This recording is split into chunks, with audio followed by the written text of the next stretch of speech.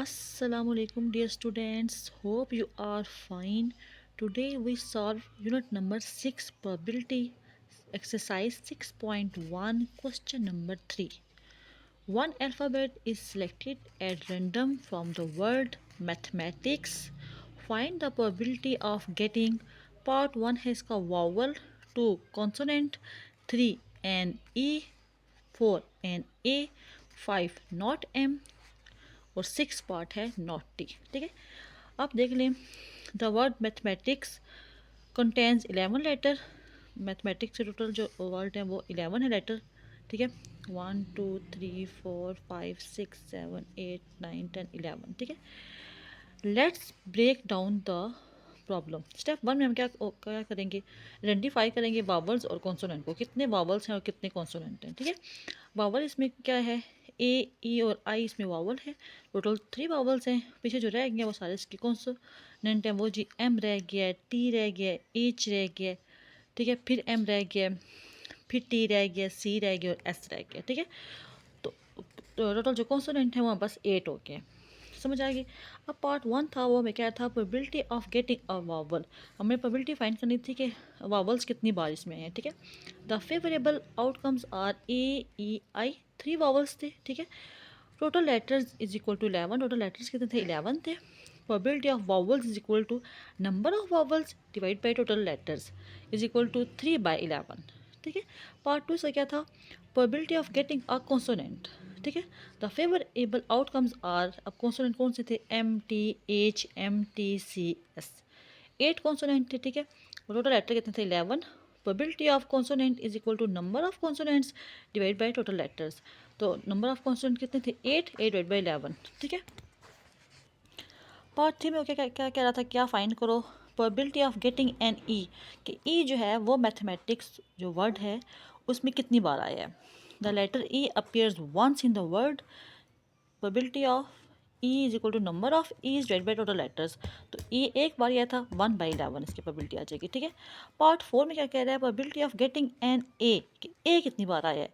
The letter A appears twice in the word, probability of A is equal to number of A's divide by total letters. Number of A's कितने हैं, 2/11 आ जाएगा। ठीक है, part 5 देखिए इसका, probability of not getting an M, M नहीं आया, बाकी देखें कितने हैं। तो एम तो 2 बार आया था मैथमेटिक्स वर्ड्स में, तो letter M appears twice in the word, so the remaining letters is equal to total, हमारे पास जो लेटर्स थे वो 11 थे ना, तो 11 में से हम 2 माइनस कर देंगे तो पीछे 9 रह जाएंगे।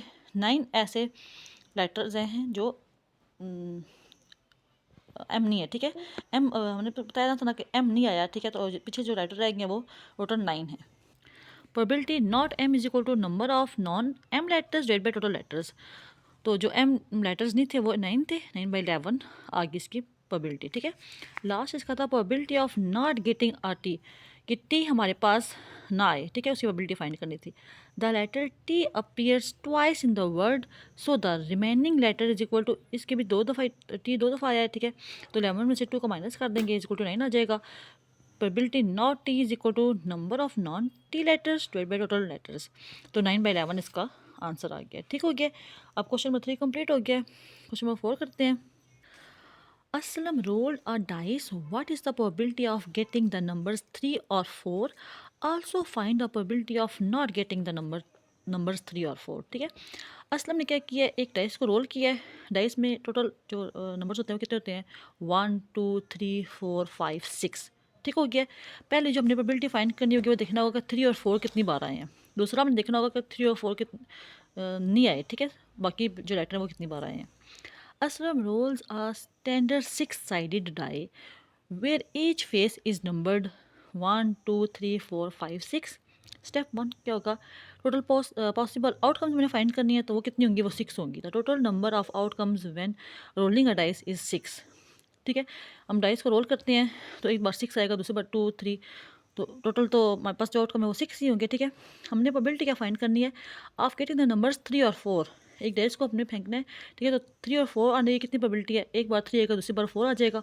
तो फेवरेबल आउटकम्स 3 और 4, 2 आउटकम्स हैं। ठीक है, टोटल आउटकम 6।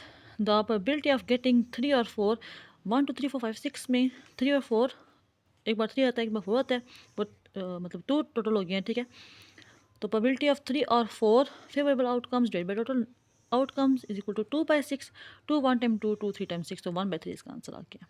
ठीक है, अब मेरे को क्या फाइंड करना था, probability of not getting the number 3 और 4। 3 और 4 ना हो तो बाकी क्या रह जाता है, बाकी रह जाता है जी 1 2 5 6, टोटल 4 आउटकम्स रह जाते हैं। इफ़ द आउटकम्स 3 और 4 are excluded, the remaining outcomes are 1 2 5 6, तो 4 आउटकम्स हैं। The probability of not getting 3 or 4 is probability of not 3 or 4 remaining outcomes, remaining कितने थे 4 थे, टोटल कितने थे 6 थे, 4/6, 2 2 टाइम 4, 2 3 टाइम 6, तो 2/3 आ जाएगा। तो फाइनल इसके आंसर दो आ गया। एक तो प्रोबेबिलिटी ऑफ गेटिंग 3 और 4, उसकी प्रोबेबिलिटी 1/3 आ गई थी।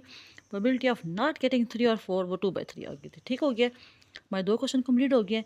नेक्स्ट वीडियो में हम बाकी क्वेश्चन करेंगे। आई होप आप लोगों को समझ आ गया होगा। जज़ाकल्लाह खैर।